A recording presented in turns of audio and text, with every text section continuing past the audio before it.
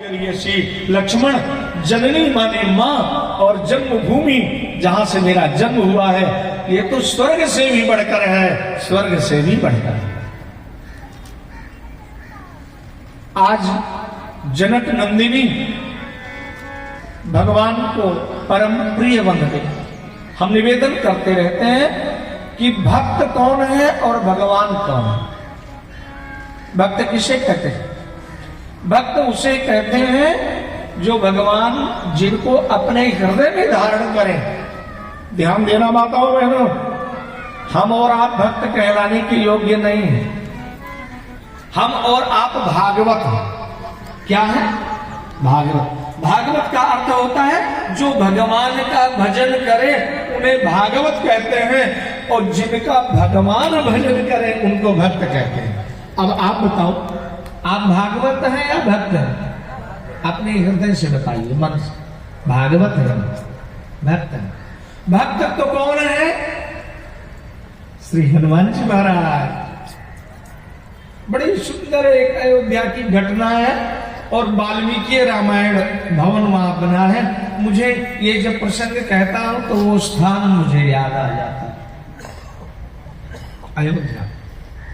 वाल्मीकि रामायण में अयोध्या में अध्ययन करते थे। वाल्मीकि रामायण में, वाल्मीकि रामायण भवन में सीताराम जी की बड़ा सुंदर विग्रह लगा हुआ है, और ऐसे जैसे पांडाल है ऐसे बड़ा लंबा मंदिर है, प्रांगण है। वहां गेट पर ना एक हनुमान जी का मंदिर है। जब हम प्रवेश करेंगे तो दाहिनी ओर हनुमान जी विराजमान है। एक बार की बात है, श्री नारद जी महाराज अपने बीड़ा बजाते बजाते बजाते बजाते पहुंच गए अयोध्या जी में। अयोध्या में पहुंचे, मानो उस भवन में पहुंचे जहां सीताराम जी और लक्ष्मण सामने विराजमान। नारद जी पहुंच गए। नारद जी ने भगवान राम जी के चरणों में प्रणाम किया, प्रणाम किया, और प्रणाम करते ही एक छोटी सी घटना घट गई। कौन सी घटना? हमारे ठाकुर जी के जेब में एक डायरी थी, और जब वो झुके, अरे नारद तुम तो साक्षात मेरे अवतार हो, तुम तो साक्षात मेरे अवतार हो, तुम मुझे प्रणाम मत करो।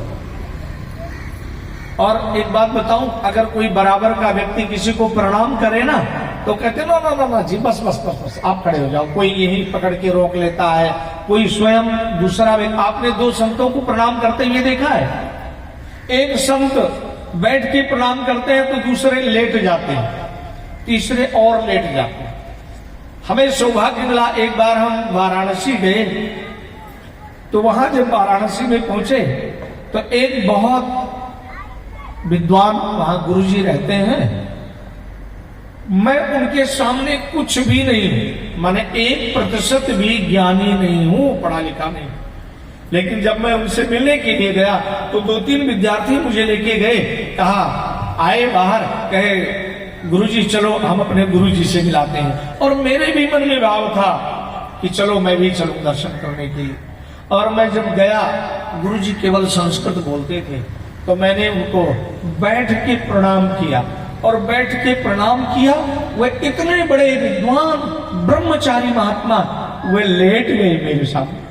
मुझे बड़ा संकोच हुआ कि कहां मैं गृहस्थ सामान्य जीवन जीने वाला और कहां काशी में निवास करने वाले ऐसे महात्मा वो लेट गए।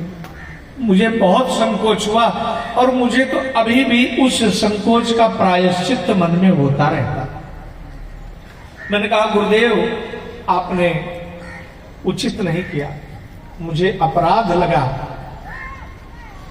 महाराज जी ने कहा अगर अपराध लगा तो अपराध सहन कर लो, कभी अपराध भी हो जाते। उन्होंने उपहास में कहा।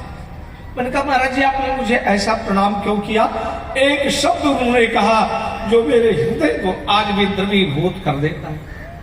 उन्होंने कहा आचार्य जी आपके दर्शन के लिए मुझे चंडीगढ़ आना था।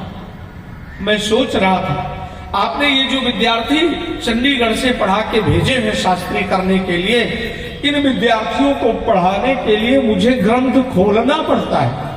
मैंने आज तक विद्यार्थियों को पढ़ाने के लिए कभी ग्रंथ नहीं खोला, मुझे सब कंठस्थ है। जो बचपन से पढ़ते हैं।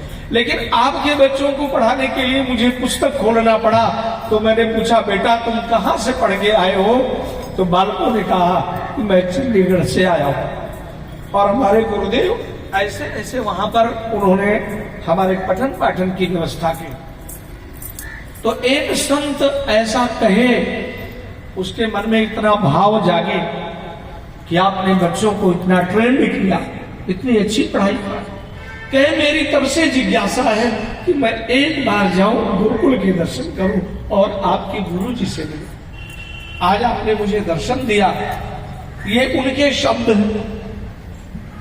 मैं अपने आप को धन्य समझता हूं, लेकिन मैं तो अपने आप को धन्य तब समझा जब ऐसे महापुरुष के दर्शन हमने किए। बहुत